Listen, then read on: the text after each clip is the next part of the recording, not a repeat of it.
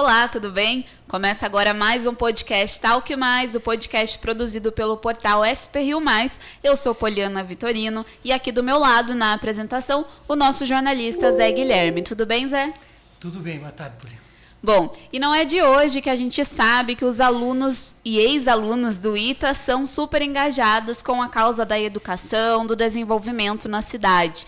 Então, nós estamos aqui com ele, que é presidente da ITAEX, Associação de Ex-Alunos do ITA, que apoiam projetos acadêmicos. Tudo bem, Aurélio Rossi? Tudo bem, boa tarde. Seja muito bem-vindo e vamos partir para o que interessa, né? Que todo mundo quer saber. Como que surgiu a associação? Teve alguma situação que provocou a criação da ITAEX? Exato.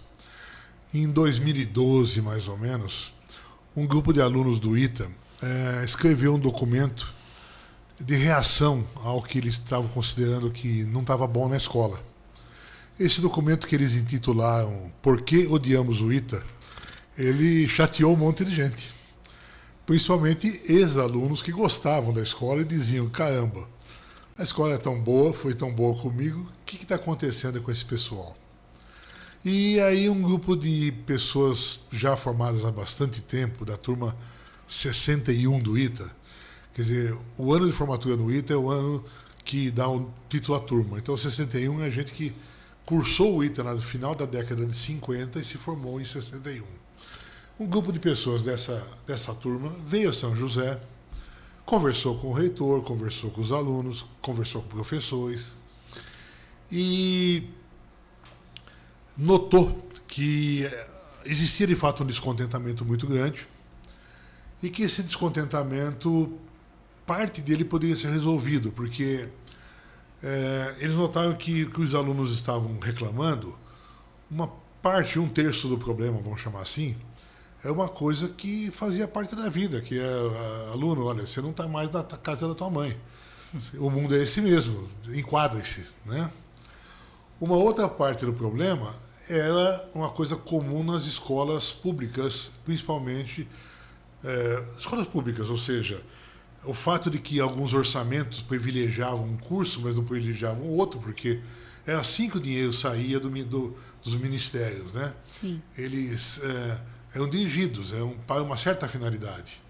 E isso dava pouca autonomia para a escola local trocar de prioridade quando isso acontecia. E isso estaria na mão da reitoria e de quem fornecia os orçamentos, que poderia também fazer alguma diferença.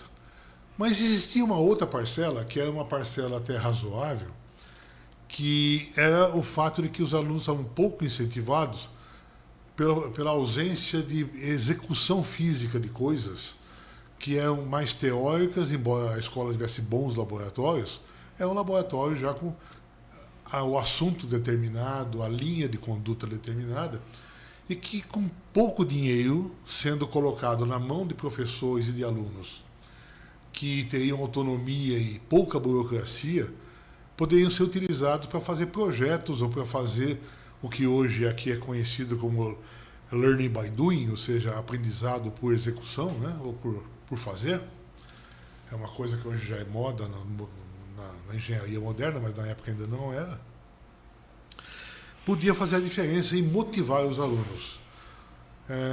Um dos alunos dessa turma, o senhor João Gomes, que juntou um grupo de mais 5 colegas e criou o que ele chamou de Exa-Virato, que eram 6 alunos, para ajudar com dinheiro e colocar esse dinheiro à disposição desses alunos de uma forma não burocrática, ou seja... Dinheiro próprio ou dinheiro captado? Dinheiro deles, dos 6. Tá? E no primeiro ano foi assim, com o dinheiro deles, que eles colocaram até montantes significativos, né? Sim. Eram pessoas que tinham e têm, estão vivos, né? E têm capacidade financeira boa, né? Colocavam dinheiro para que alguns projetos que alguns alunos tinham ideia virassem realidade, comprando matéria-prima, possibilitando compra de software, cursos, coisas desse tipo. Conta pra gente um projetinho desses aí. Ah, tá. Naquela época, por exemplo, surgiu já de cara uma impressora para cegos, que ela, na verdade, ela tinha uma matriz de agulhas, como aquelas antigas impressoras que tinham agulhas, mas que apalpando o dedo do cego, ele lia o que a impressora estava fazendo. Em vez de ler um livro, por exemplo, ele lia um livro eletrônico, só que em vez de ele olhar com os olhos, ele recebia a sensibilidade na mão ou no dedo. Legal. Foi feito com pouco né? dinheiro, com o que na época ainda existe hoje, chama-se Arduino, que são mini computadorzinhos de tamanho de uma caixa de fósforo, né? Que são baratos e possibilitou a criação de algo desse tipo. E logo em seguida surgiram as iniciativas, o aerodesign e outros projetos um pouco mais pesados, que pegavam um pouco mais de dinheiro. E também surgiu com esse grupo do Hexavirato a ideia de convocar outros colegas, né? E com isso convocar outros colegas, com isso aumentar a capacidade financeira e outros colegas para administrar o processo, porque você não pode simplesmente doar algum dinheiro, isso tem taxas, tem que gerar alguma documentação legal, né? Abrir a Itaex, precisou abrir. A Itaex se profissionalizou nesses anos, é isso? A Itaex se profissionalizou. Ela nasceu no final de 2016. Aliás, ela fez 7 anos agora, no dia 29 de novembro. E foi registrada nessa data. E com isso se criou um grupo que é a diretoria, o conselho diretor, que administra a Itaex. Tem um conselho consultivo, o conselho diretor tem 7 pessoas, o consultivo tem 12 e o conselho fiscal tem 5. Todos pro bono, ninguém recebe salário por isso. São pessoas, ex-alunos que ajudam de fato a escola. Sim. É lógico, tem despesas, você tem contabilidade, isso é pago, tá? Mas o trabalho da Itaex é pro bono. E a gente viu aí que já houve mais de 6 milhões de reais já foi arrecadado para apoiar os projetos acadêmicos. Esses recursos, eles chegam, como você falou, né, por meio de ex-alunos, mas não só da área da engenharia, mas tem ex-aluno, por exemplo, estava lendo lá no site de vocês, sobre o CEO da Porto Belo, que se formou também no ITA, né? Vem também da iniciativa privada os recursos para investir nos projetos? Então, na verdade, a Itaex já recebeu mais de 10 milhões de reais nesses anos, já colocou em projetos dentro do ITA mais de 7,5 a 8 milhões de reais dessa ordem, e eles vêm de doações, desde colegas que doam 20 ou 30 reais por mês, né, uma refeição por mês, até colegas que, por capacidade financeira, dão valores muito elevados. E com isso a gente pode tocar os projetos. Nós conseguimos, por esse ano, a nossa captação foi da ordem de 1,1 milhão. Esse ano, 2023, foi dessa mesma ordem o ano passado também. E é dinheiro que converge para esses projetos, na mão de professores e alunos da graduação, principalmente. Como a gente sabe que o engenheiro do ITA, a maioria se posiciona bem no mercado, viram, não só de engenharia, né? Tem nos bancos, tem em todos os lugares tem um engenheiro do ITA.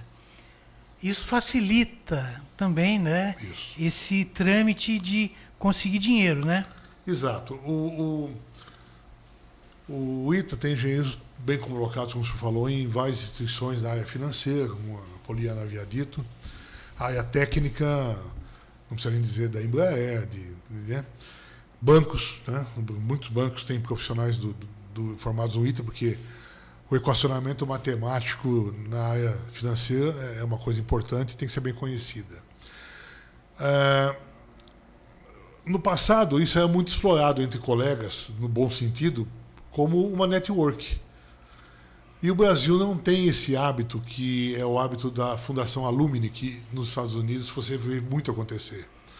Tem faculdades... Compra os tijolinhos, né? Exatamente. Lá tem fundações desse tipo que tem mais de 100 anos já hoje. O Brasil não é um hábito.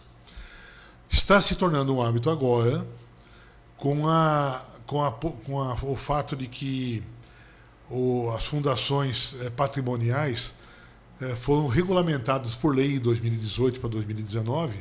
Inclusive o ITA acabou de abrir por meio de um trabalho da Itaex, do ITA e da AITA, que é outra associação, acabou de abrir um fundo patrimonial. A USP já tem, a FEA, a Faculdade de Economia e Administração da USP também tem, o Mackenzie também tem, né? E o que o fundo é para quê? Os fundos patrimoniais são exatamente para você recolher dinheiro para que possa dar um suporte de pouca, com facilidade, de baixa burocracia para a escola ou até para esse tipo de atividade que a Itaex faz. Hoje, a Itaex recolhe, solicita, pede doações dos seus colegas e aplica diretamente nos projetos. A Itaex não guarda nenhum dinheiro. Nosso dinheiro é aplicado a curtíssimo prazo dos projetos. Não faz render. Não. A gente, é lógico, tem uma massa de reserva para poder fazer frente às necessidades, mas o dinheiro é aplicado diretamente nos projetos. Isso, como diz os nossos fundadores, ele cria o brilho nos olhos da moçada, porque você vê a coisa nascer e ser bem utilizada. Agora, os fundos patrimoniais são diferentes.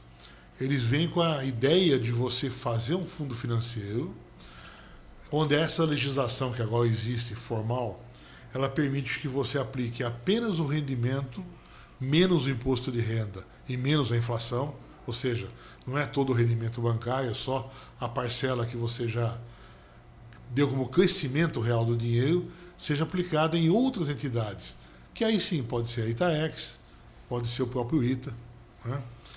É o que se chama as fundações Alumni, na América do Norte, por exemplo. Está começando a se tornar um hábito aqui no Brasil, e isso pode ajudar muito a dar mobilidade e vai resolver aquela segunda questão lá de 2012, que é a aplicação de recursos onde a escola acha mais importante, e não aquele dinheiro engessado que vem normalmente nas faculdades públicas, né? E além do apoio financeiro, quais são as outras formas, né, desses alunos aí serem ajudados a desenvolver os seus projetos? Bom, como eu disse, a diretoria é formada por um grupo de 7 pessoas, a gente trabalha bastante o tempo todo, o conselho consultivo também e o conselho fiscal. Além disso, nós temos especialistas técnicos no ITA. Então, alguns alunos, alguns professores se engajam num projeto, mas alguém que não é professor, que não está na escola, na pessoa de um voluntário, assim, mentor, pode ajudar na parte técnica do projeto, pode ajudar na parte administrativa do projeto, pela experiência que ele tem na área industrial ou no seu trabalho extra-escola, ou seja, não são pessoas que seguiram a carreira acadêmica, seguiram como eu fiz, né? Seguiram a carreira profissional em indústria, mas que tem um conhecimento acumulado que ajuda não só financeiramente, ajuda também no aspecto técnico, tecnológico, também de network com outras empresas. Tinha lembrado bem, o senhor, existem colegas nossos em empresas importantes no mundo todo, né? As iniciativas que o ITA tem, por exemplo, o que nós chamamos de iniciativas, são projetos que uma turma nova que acabou de entrar ajuda e uma turma que está se formando sai. Mas o projeto continua. Então, por exemplo, a Aerodesign, as competições aeromodelos aqui, que a SAI, a Society of Automotive Engineers, promove, é uma iniciativa.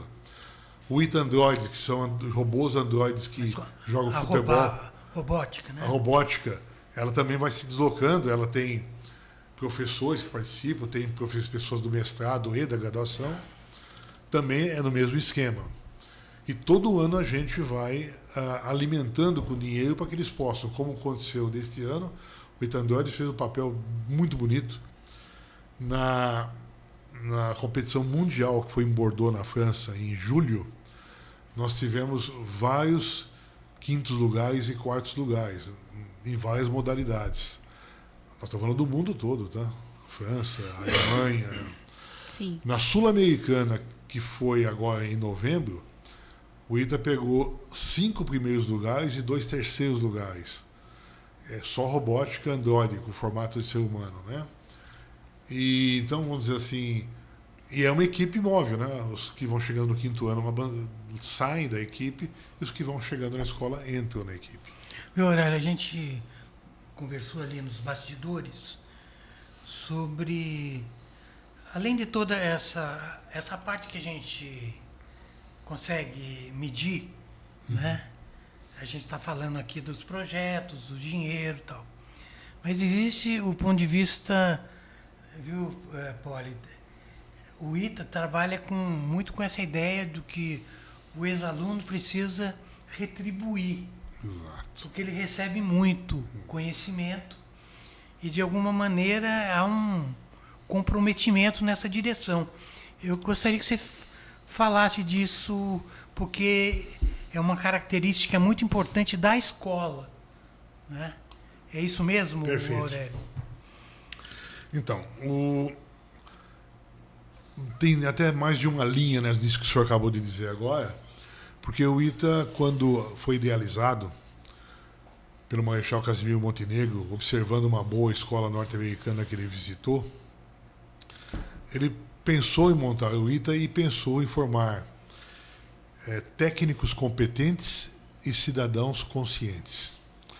Então a formação não é apenas técnica, a formação não é só do conhecimento técnico, mas também é de uma formação pessoal, uma formação ética. Integral, né? Ética, exatamente, muito importante. E nesse fato, o fato do ITA fornecer moradia para os alunos que moram todos dentro da escola, de você conviver com seus colegas por 5 anos, de você almoçar junto, tomar um café da manhã junto, o ITA fornece alimentação, além disso. Você cria esse vínculo com os colegas e com a escola. Para muita gente, se você não tivesse a moradia e a alimentação, seria impossível fazer o curso de engenharia. Então, às vezes, a pessoa tem uma boa competência, ela também tem um esforço muito alto, presta o vestibular e, quando entra, ela sabe que ela vai ter um acompanhamento. Moradia, alimentação e, principalmente, pela escola. A escola tem um esquema de aconselhamento. Cada professor recebe uma missão de aconselhar um grupo pequeno de alunos. E, com isso, todos os alunos da escola têm um conselheiro com quem ele pode, vamos dizer assim... Viram amigos, né? Viram amigos, porque você sai de casa, muita gente sai de uma região totalmente diferente do país, você não conhece como é que é aqui. São José dos Campos é uma cidade exigente, é uma cidade...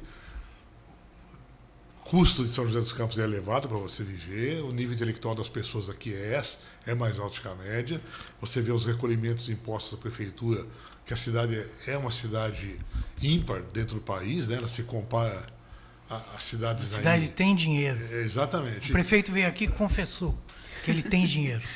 Então, e você vê que o ITA se entende muito bem com a prefeitura também, mas o fato é que às vezes as pessoas se chocam. São pessoas que chegam aqui com os 16 anos de idade, aos 17 anos de idade, não tem uma estrutura pessoal para enfrentar, às vezes, uma coisa dessa. Para não perder ninguém, o aconselhamento, então, existe.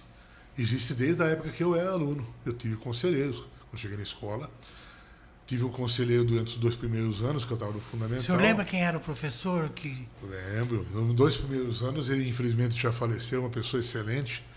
Ele chamava-se Carlos Alberto Buarque Borges. O professor Borges, ele hoje é o nome de uma rua aqui no Jardim das Colinas, por coincidência, e foi meu conselheiro por 2 anos. Depois, quando fui para o profissional, já estava na área de eletrônica, foi um outro conselheiro chamado Kate Fujita, que é um professor da eletrônica. Facilita você ter um professor que é próximo da área que você está fazendo, porque ele entende melhor o que está acontecendo na turma como um todo e com você dentro da turma, né? Esse aconselhamento é técnico, mas é também afetivo, né? Esse aconselhamento a divisão de alunos tem psicólogas para isso, né? E inclusive gera debates. Esse ano a Itaex apoia muito o aconselhamento. A Itaex apoiou 2 dias completos, sábados completos em momentos distintos de debate sobre aconselhamento do ITA. Trouxemos um psiquiatra da USP que cuida do aconselhamento da Universidade de São Paulo, da matéria, e por causa de um evento que nós fizemos em 2019, onde a gente estava estudando o EF, que é o Engineering Education for the Future, e que vai acontecer de novo ano que vem, em maio do ano que vem. Foi muito bom, Foi muito bom, exatamente. Nós trouxemos uma professora de Portugal e uma outra do Chile, que especialista na área, que inclusive se surpreenderam pelo fato de que o que elas eram especialistas, mas tentavam implantar, aqui no ITA é implantado. E elas reputavam isso muito ao fato do brasileiro, do aluno brasileiro ser mais assim, fácil de comunicar e chegar. Elas, uma no Chile e a outra em Portugal, tinham bastante conhecimento do assunto, mas tinham mais dificuldade em implantar, pelo fato de que os alunos eram um pouco mais sustentados pela família, né, psicologicamente, ou um pouco mais fechados na comunicação. E depois disso, nos debates desse ano, num deles veio também uma professora de uma universidade espanhola, também especialista na área de aconselhamento, ou seja, não são só as matérias técnicas que interessam o ITA. Essa tal da formar técnicos competentes e cidadãos conscientes, a gente leva a sério. No capítulo do assunto cidadãos conscientes, o ITA pratica a disciplina consciente. Nós temos uma atividade que não é um código de ética, não é uma regra a você seguir, mas é uma forma de você se responsabilizar pelo que faz de uma forma integral, né? E de seus colegas também te observarem, não de forma punitiva, nem de forma, vamos dizer assim, de controle, mas muito mais na forma de você aconselhar e, quando perceber que aquilo não está indo bem, você ter o tempo e a paciência necessária para convencer a pessoa de que ela precisa mudar a sua forma de agir. Sim. Um desses pontos, assim, para a gente colocar uma questão concreta, é a questão da cola, né? Isso. Não se cola no ITA? Aluno do ITA cola? Não se cola no ITA. Não é uma atividade que é aceita pela escola de forma nenhuma. Não vou dizer que ela não existe, eu não sei assim ingênuo a esse ponto. Mas se existe, ela é bastante reduzida e não há evidência disso. Algumas provas você faz em sala, algumas provas você pode até fazer no H8, que é a moradia dos alunos, sob essa regra, vamos chamar assim, sob esse conceito da disciplina consciente. E em alguns momentos da escola, na minha época, houve momentos onde houve alguma evidência de cola e a escola desligou os alunos que aconteceu daí. Não foi na minha turma, foi numa turma anterior, mas eu percebi e convivi com o fato que isso aconteceu. Sim. O tempo todo ano, e esse ano não é diferente, o ITA, a congregação dos professores do ITA e o ITA, precisa analisar um ou outro caso de desvio de conduta, né? É muito comum o aluno ser desligado da escola, nesse caso. Isso acontece sempre e continua acontecendo, porque são 150 alunos convivendo.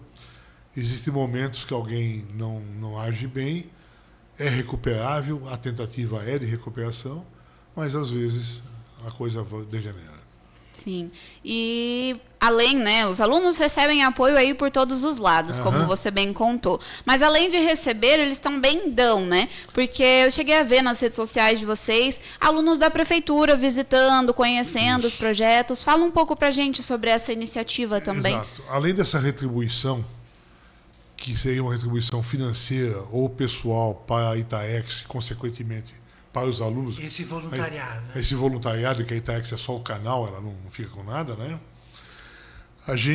Alguns dos projetos que a Itaex financia, inclusive a Ita Júnior, que é uma empresa júnior do ITA, que existem em outras universidades também.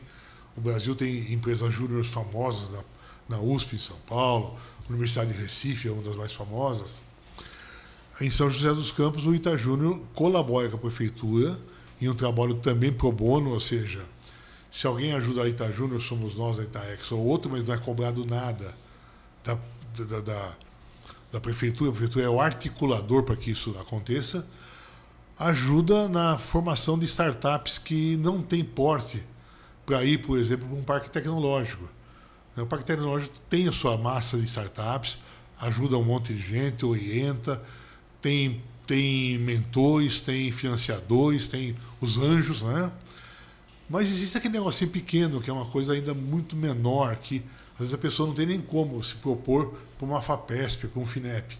Nisso, a Ita Júnior vai fazer seu trabalho de alinhamento administrativo, e a prefeitura é quem faz essa triagem de localizar quem é que precisa e diz para o Ita Júnior, que em alguns casos é apoiado pela Itaex, a fazer esse trabalho. E é outro trabalho também pro bono, também feito pelos alunos de faculdade.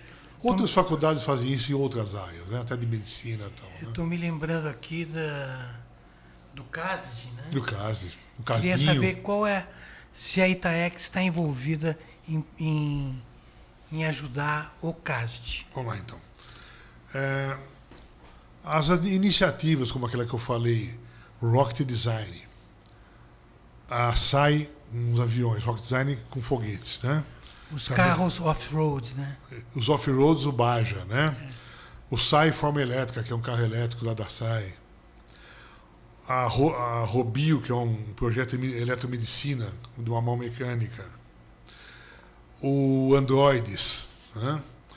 Todas essas iniciativas, elas se desenvolvem no ambiente do H8, lá onde os alunos moram. E o CASD dá um apoio muito grande.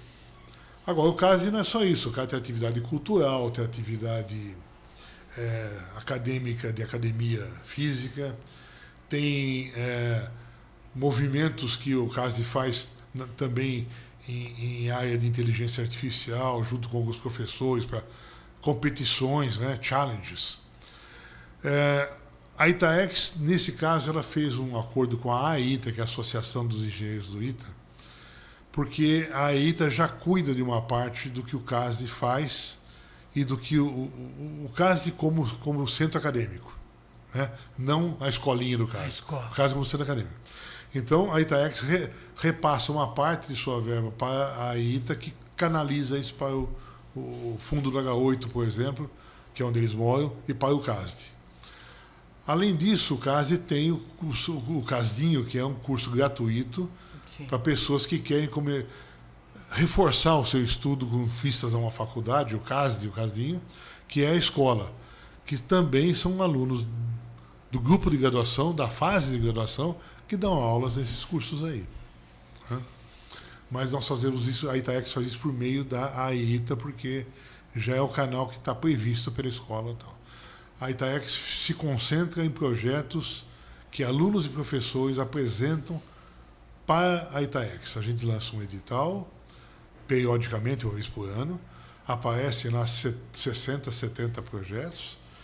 A gente passa 2 semanas no período da noite ouvindo os pitches, as explicações curtas dos professores e alunos a respeito desse projeto. Nós, num grupo de 8 a 9 pessoas, decidimos rapidamente quanto dinheiro dá para cada um e liberamos já na semana seguinte. Quer dizer, a burocracia é bem baixa. Sim, e agora, fim de ano chega, a gente sempre começa a falar sobre metas, sobre planos e tudo mais. Qual o planejamento, né, da Itaex para 2024? Então vamos lá. A Itaex, a ideia sempre é aumentar o seu volume de dinheiro para aumentar para os projetos. Nós vamos continuar trabalhando junto com a ITA e junto com o Fundo Patrimonial, porque a gente sabe que o Fundo Patrimonial, não hoje, mas daqui 15, 18 anos, vai estar sendo muito importante o nosso Fundo Patrimonial do ITA para o ITA, assim como os outros de outras universidades vão estar para outras universidades. A gente passa o tempo assim contando com os alunos que retribuem a importância que o ITA foi na vida deles, né? E muitos de uma forma até bastante grande. E o que a gente pensa é crescer, aumentar o montante de ajuda.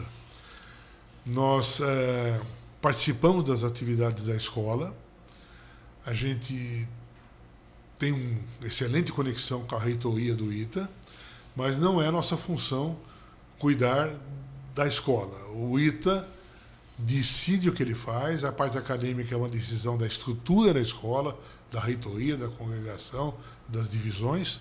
A Itaex apoia apoia aluno e professor naquilo que o ITA diz que é para ser feito, né? Ou seja, a gente apoia na formação acadêmica. E para 2024 é continuar com isso. Nós vamos ter um novo reitor agora a partir de janeiro do ano que vem. É um ex-aluno, posterior à minha época. Eu o conheço muito bem, mas é posterior à minha época. E esperamos continuar com ele o bom relacionamento no aspecto de alinhamento das atividades, assim como tivemos com o reitor Anderson nos últimos 8 anos, que foi o tempo que ele ficou na escola. A Itaex nasceu quando o Anderson já era reitor, né? Ele está lá há 8 anos e nós chegamos a 7. Tá coincidente aí, né? Exatamente. Então, mas é isso, é continuar. Essas coisas não dão saltos, não acontece de uma hora para outra. É um trabalho constante, é uma demonstração do bom uso do recurso que faz outros virem a contribuir. Eu ia, antes de você encerrar, eu ia pedir pro Aurélio, a SPRIO está aberta para a Itaex, tá? E a gente gostaria de ter notícias desses projetos que muitas vezes acabam ficando na própria escola. No âmbito da academia, na né? academia. Então, por exemplo, vocês são campeões de robótica? Fala pra gente. Exato. Vamos trazer um robozinho para andar aqui? Evento importantíssimo. Sim, a impressora para cego que você citou. Um evento também importantíssimo que aconteceu nesse ano 2023, que foi o SSP ISO, que aconteceu aqui em São José dos Campos. Esse a gente cobriu bastante. Então, com o INPE e o ITA participando, e a Itaex, inclusive, ela suportou a ida de mais uma professora lá, pagamos essa, porque a SSP ISO é uma universidade mundial, ela cobra salgado, né? Mas nós pudemos colocar, a Itaex pôde colocar mais um, e foi um evento muito importante que durou aí, da ordem aí de 9 semanas e meia, né? Mais de 2 meses. Eu estou dizendo que a gente está aqui à disposição para ter as informações desses projetos apoiados pela Itaex, tá? Ótimo, e vamos ter o EF 2024 agora em maio. Contamos com vocês. Com certeza estaremos lá. Muito obrigada, Aurélio, pela sua participação, pela disponibilidade em conversar conosco. Agradecido. Eu que agradeço. A Itaex agradece. Termina agora mais um podcast Talk Mais. Essa entrevista e outras também você consegue verificar por meio do YouTube e de plataformas de streaming, bem como no nosso portal, que é spriomais.com.br. Até a próxima!